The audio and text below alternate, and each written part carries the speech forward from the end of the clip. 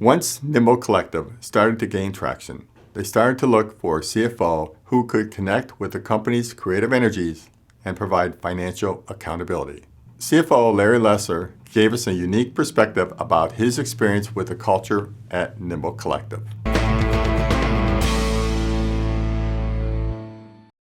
Larry, thanks for joining us today. A fascinating group, very creative, and you're the CFO here, and you've been here a relatively short time, but you've known these guys for, what, 20, 30 years almost? 20 years about. Did you join the company because they really needed to get some financial controls in place? Rex wanted to have somebody here that he knew and trusted, and he's worked with me for many years. He knows what I do and felt comfortable that I could do what he needed here, which is put stability and comfort in his mind as far as the financial and human resources and operational health of the company. That's pretty much what I did at PDI DreamWorks before. How do you rate this culture versus the many other cultures you've seen in the startup world?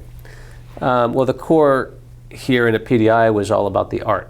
And so the art was the priority, the creative side was a priority over the business side, which isn't always the case in the startups I worked at.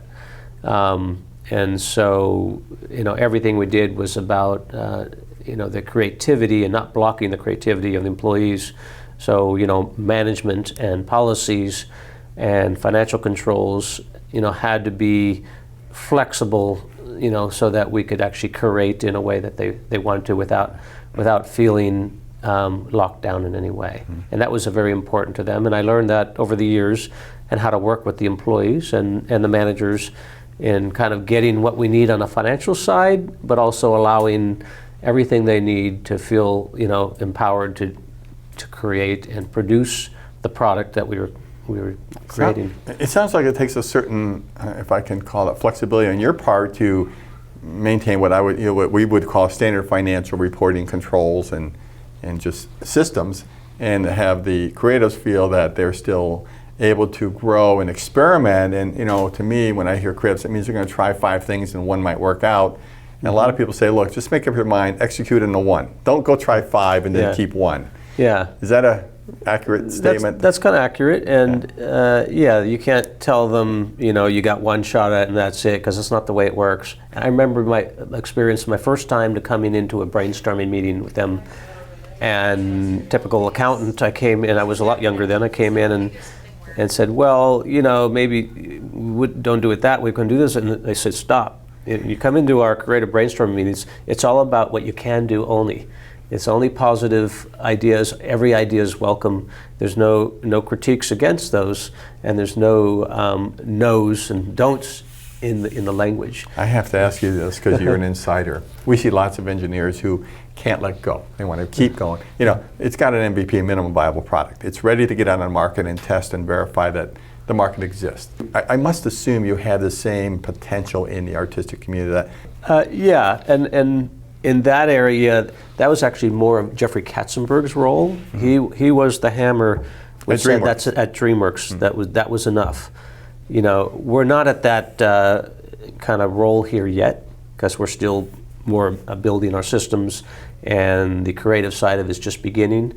But that role has to be played by someone. And back at DreamWorks, it was Jeffrey Katzenberg who did it. Here, it's interesting. The engineers tend to be rather cautious with trying things and spending money, thinking, it's going to cost me too much to go do this. And I'm kind of playing a reverse role here a little bit, which is, the bigger goal here, because we are a startup, we have to get to step 2 to reach our goals here, to get funded again, to continue on. So if we don't reach those goals, or at least get in a place where the investors are happy, nothing else matters. So don't be so conservative, engineers.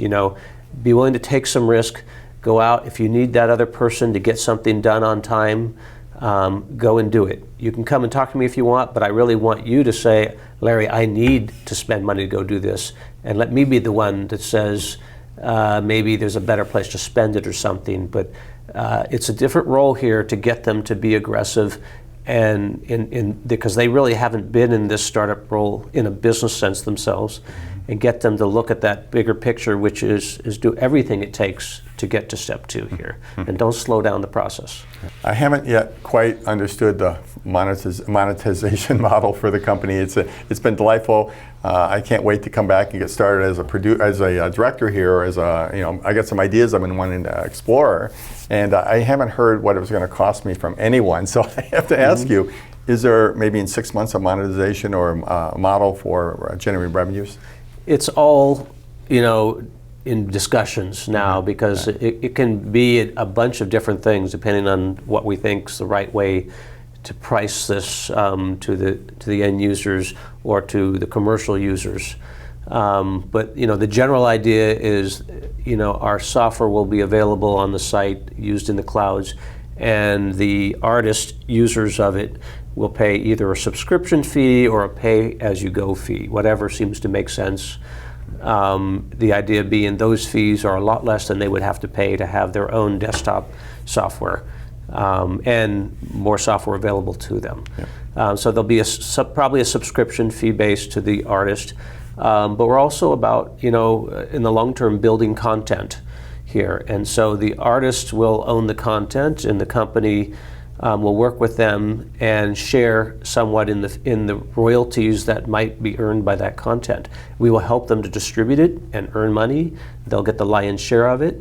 We'll get some of it. Some of it, hopefully, we want to build a kind of a pool that's then given back to this economy or to these artists that are working in our environment here.